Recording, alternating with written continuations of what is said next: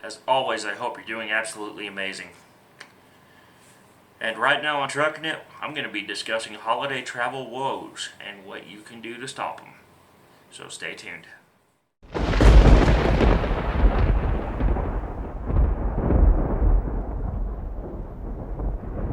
So, holiday travel. Packing the family up in the mommy mobile, getting stuff ready to go, and perhaps even just having some of the craziest moments of your life. Well, holiday travel can be stressful if you're not prepared. And even if you are prepared, there may still be things that frustrate you. So, first things first, you need to plan your trip. It goes without saying that a person who does not have good directions is the one who's liable to strike the bridge, or have the crash, or have the problems. So, if you're going to be driving, you want to do a couple things. And grab a couple things before you go. First thing that I would grab is some way to get good directions. I use this Garmin GPS quite a bit. There's also apps for your phone. There's also some other old school tools like truckers' atlases, road atlases, and just good old-fashioned printed directions that will help you get where you need to go. Second thing I would bring along if I'm driving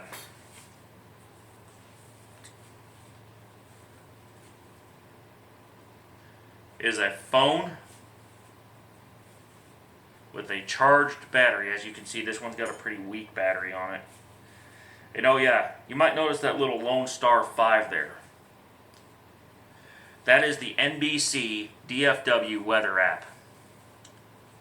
And it provides access to live radar while you're down here in Texas, because our local NBC affiliate actually has their own weather radar. It also provides breaking news coverage and traffic alerts. Now, if you don't want to get that particular app, there's also AccuWeather, which I also have installed on my phone. And that's a pretty good app as well. Another thing to bring along for the ride is, this is in case you get out of cell coverage, or you have an emergency on the road, or you need real-time weather info because your app ain't working or whatever. This is a combined walkie-talkie and a handheld weather radio. It's always a good thing to have. What about, well, I've been asking the what about question a lot during some of my tests. So let me try this.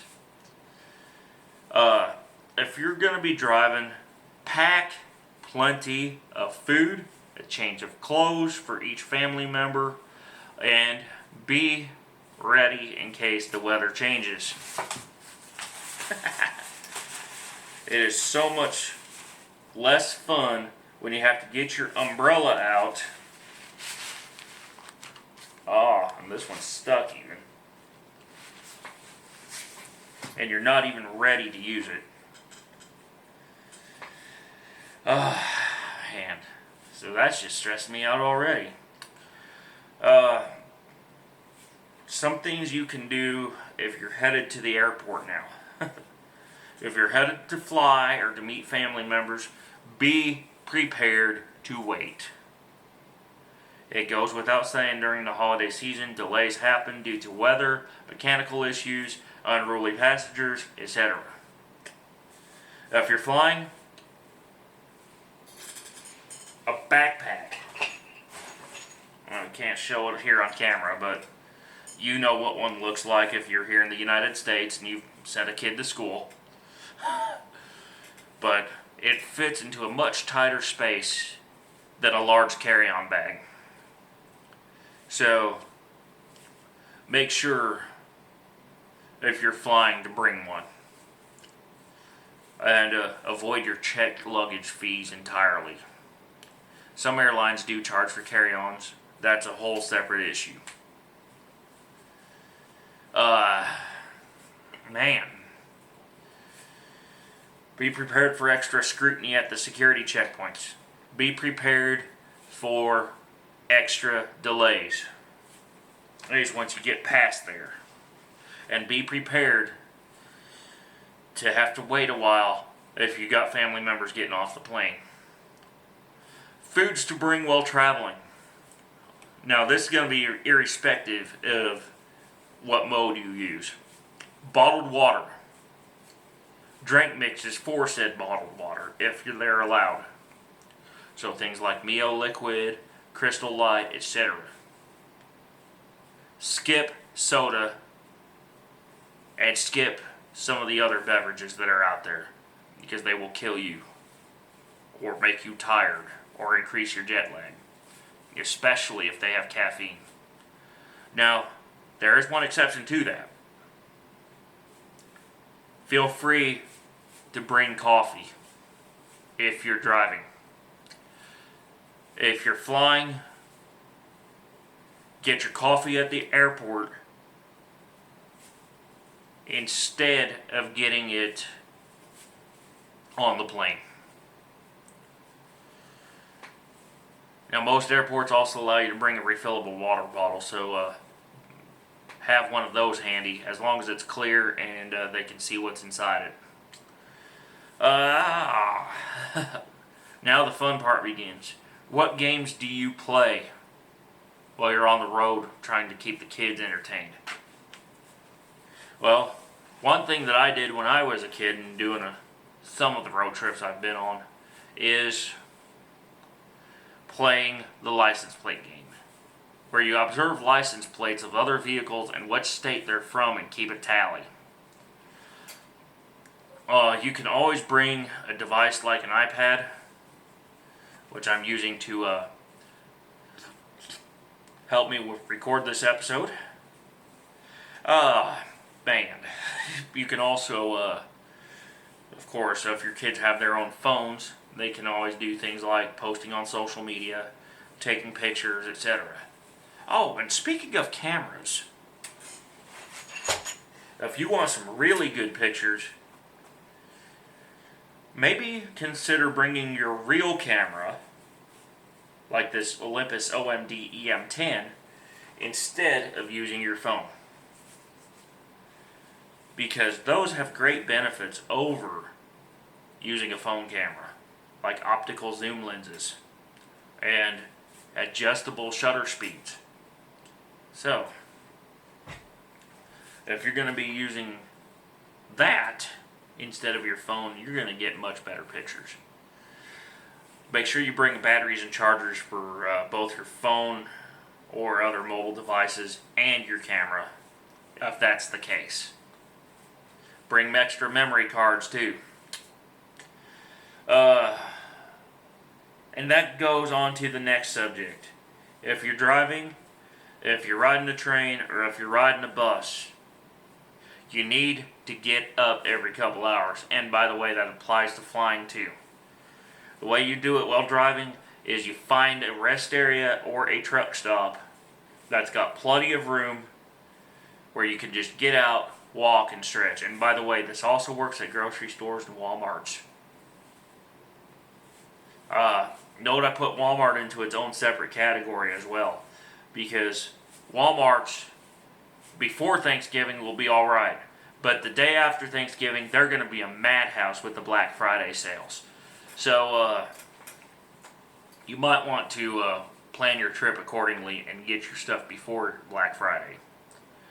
Now, if I've noticed that some retailers are already putting their TVs and stuff out, particularly at Best Buy, where I went to go check out some camera gear yesterday.